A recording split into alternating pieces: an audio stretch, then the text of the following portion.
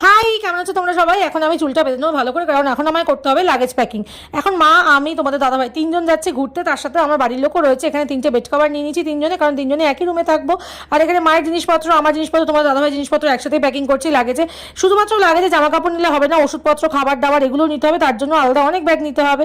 তো সেইগুলো প্যাকিং করবো একসাথেই সব। আমার প্যাকিং আনপ্যাকিং এই দুটো করতে খুব ভালো লাগে, কারণ এগুলো করতে আমার বেশি সময়ও লাগে না, বেশ ইন্টারেস্টিংও লাগে। তো যখনই যেখানে যাই আমি এই প্যাকিং আনপ্যাকিংয়ের ব্যাপারটা আমি নিজেই রাখি নিজের ওপর।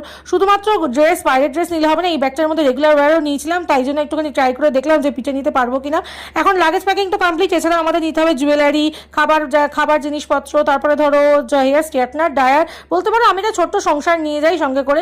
ওষুধপত্র তো থাকেই আমার কাছে, সমস্ত ছোট্ট একটা সংসার আমি ব্যাগে করে নিয়ে চললাম ঘুরতে, যেখানেই যাই সেখানেই নিয়ে যাই। তো আমার এখানে লাগেজ প্যাকিং মোটামুটি কমপ্লিট, একটার পর একটা ব্যাগ প্যাকিং করে ফেলছি। দেখো চলো তোমাদের দেখিয়ে দিই কত ব্যাগ হলো। 1 2 3 4, 4টে ব্যাগ হয়ে গেছে। চলো আমার প্যাকিং কমপ্লিট, টাটা।